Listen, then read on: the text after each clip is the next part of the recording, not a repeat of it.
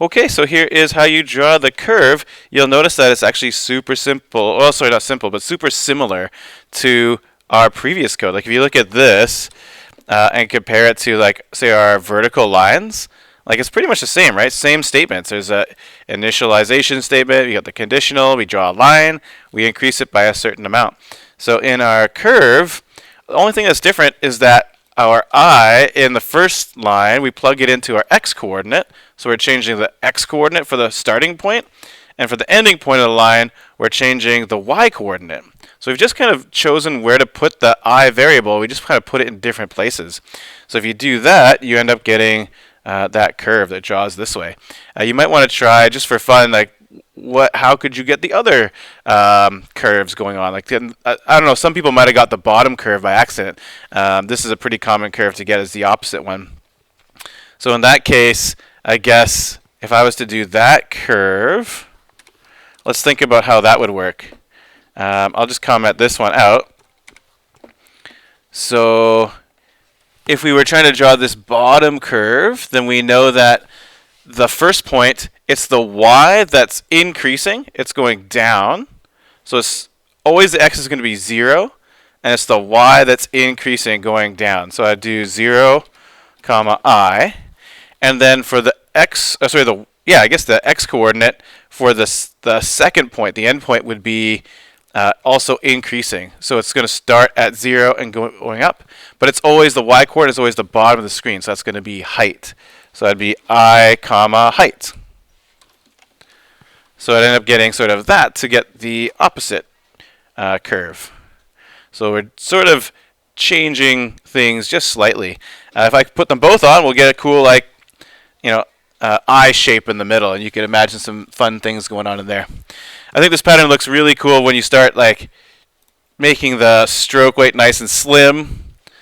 And you could, like, instead of changing by 40, change by, like 10 or something like that. And you can get some, like really nice, like, look at the shading in there, right? Like, doesn't that look awesome?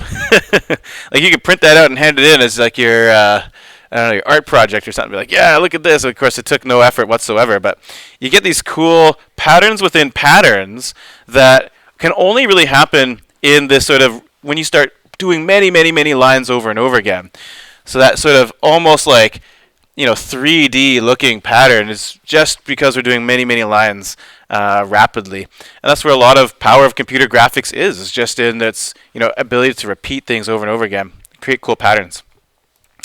Okay, so before we go on to the next one, I actually wanted to do, I want to do one more thing with lines, and this is not going to be a puzzle, but this will be a fun one where you can experiment with it. And that's just put in randomness into the coordinates of your lines. So this is just to inspire you for other things. Maybe I'll make one more tab because you'll have a chance to play with these. The next one's going to be about circles and rects. So before we go on, I wanted to just do one last thing.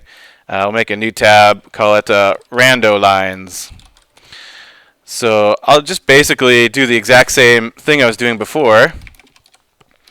So you don't necessarily have to stick I into the line itself. It could just be a counter to count out how many lines you want. So I'm going to keep on doing this while I is less than just whatever number. I'm going to say I'll start with 10. And then I want to just go up by 1 each time because I want to count 10 lines. So I equals I plus 1. So this is a good loop framework for counting from 0 to 9, which is 10 numbers, right? It'll start at 0, go up by 1, it'll stop before 10, so it'll give us 10 lines. And then what I'd like to do is just say line, and then the first coordinate, I'll stick in the center of my screen. So width divided by 2, height divided by 2. And then the second coordinate, I want to stick in a random place. So I can say random for my x coordinate. I will eventually type that. And that goes from like anywhere from 0 to width, I guess. And then the second coordinate will also be a random coordinate from 0 to height. I'm going to run out of space to put this all on there. So my apologies for that, not formatting too beautifully. And then I can get 10 random lines that all originate at the center, and then we'll kind of spiral or like extend outwards. And then if I wanted to get more of them, I could just change this 10 to be like 1,000, for example.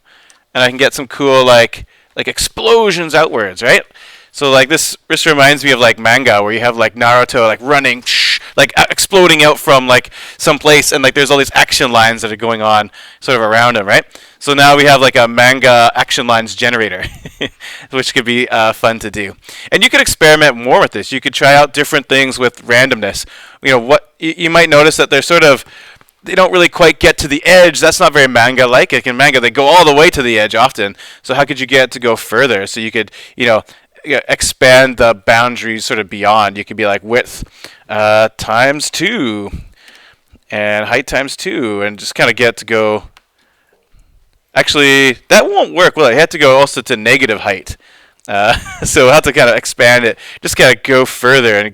And that means the lines will go all the way to the edge now and stuff. You can get some cool patterns with randomness. Putting randomness in your loops is all sorts of fun to make out new patterns. That's like the Millennium Falcon going to hyperspace right there.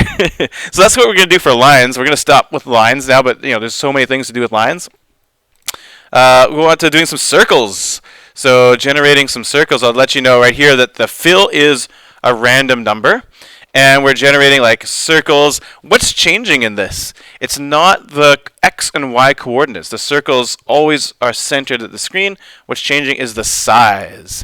And are they getting bigger or smaller? They're getting smaller, right? We had the first draw, the big circle, and then the next circle is drawn on top of it, so it has to be the smaller circle. So we're actually going to count down this time. So it'll be a little bit different than before.